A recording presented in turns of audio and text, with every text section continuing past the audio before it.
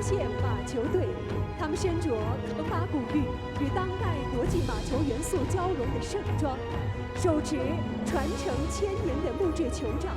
胯下是传承自格萨王时代的良驹。玉树周围曾提出，一想起赛马就会想起玉树，一想起玉树就会想起赛马的口号。这支百匹阵容的马球仪仗队，正是世界与玉树对话的交响曲。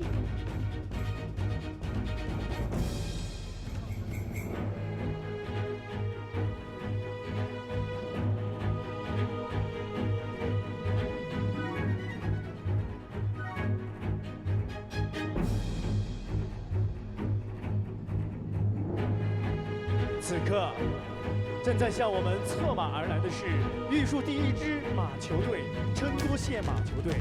这支马球仪仗队承载的是跨越1000年的文明记忆，这份传承早已跨越了高原的边界，如今风靡全球。其源头正是青藏高原上的马背竞技。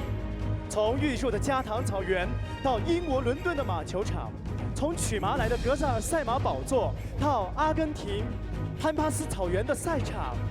马背上智慧与力量的优雅对决，早已成为全人类共同的语言。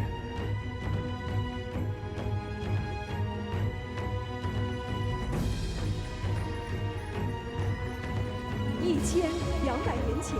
为迎请京城公主，1000名马球手与唐朝赛场交锋，马球联姻见证着唐波情谊的深厚绵长。时光流转，2012年，玉树琛多县重拾先族的马球文化，重组玉树第一支马球队，让这份沉睡的遗产重焕光彩。